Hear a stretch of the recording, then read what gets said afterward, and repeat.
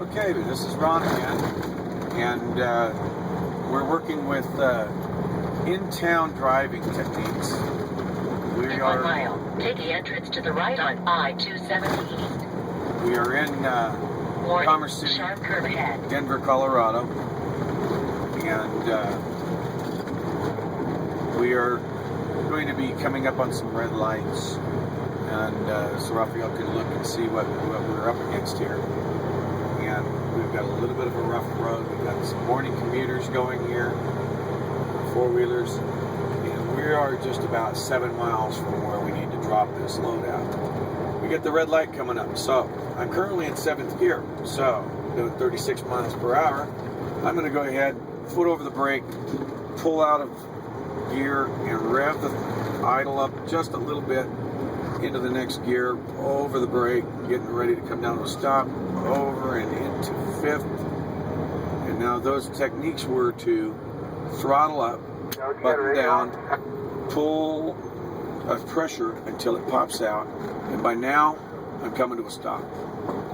When I come to the stop, I want to go ahead and make sure I'm in the correct gear to take off, but I also want to make sure, and you can look at this with the camera, that I can see the vehicle in front of me's tires over the hood. This is an indication I have a good space between me and the vehicle in front of me by being able to see their tires. That's a good stopping distance.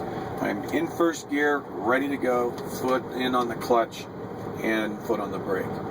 So I'm going to take the opportunity to kind of get familiar with what's around me, check all 5 mirrors, and I'm going to nudge up. The traffic is moving up in front of me. Hey Ralph, can you hear me on there?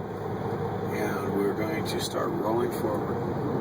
Lights just turned green, so I'm just kind of feathering the clutch, off the clutch, pressure on the stick, shift to 2nd, roll back on the clutch, off, into 3rd, pressure on the clutch, 1400, off, into 4th. This is a floating methodology, high range, about 1500 RPM, rolling off throttle while I'm keeping the pressure on the gear shifter, letting it go to neutral, off the throttle some more, and then into next gear.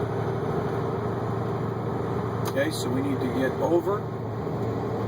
So I'm watching my mirrors over there. I've got a nice truck driver. Let's go.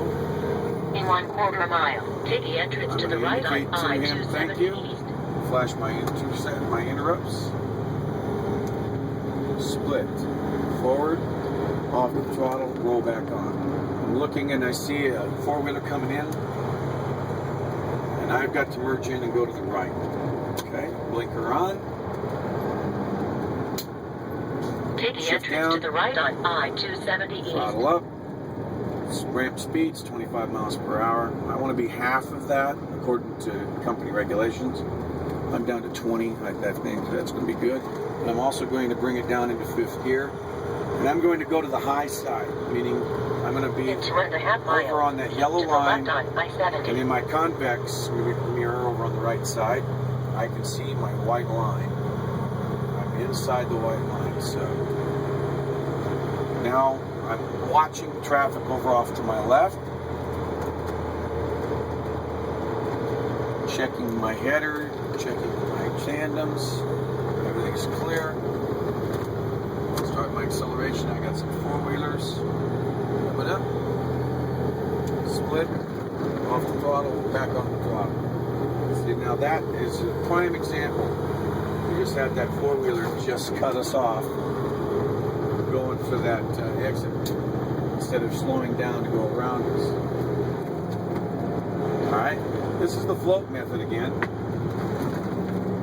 I'm up to 45 miles per hour. I'm at 7 low. It's a 13-speed E. Okay. Split 7th, off the throttle, back on the throttle. If the button is forward, it's the high range side of the gear. And if it's back, this is the red button on the side. If it's back, it's the low range of the gear. It can be called over or under in the gear, or it can be called high or low. In this case, I'm in 7th, and I'm forward, meaning high, or over. if I was to be back, if I pull it back, pull it off the throttle, it shifts and I go back into the throttle. I'm now in 7 low or 7 under. Okay? Saving fuel, I want to be a little bit lower on my RPMs, so I've got it forward, let off the throttle, roll back on the throttle, and I'm shifting.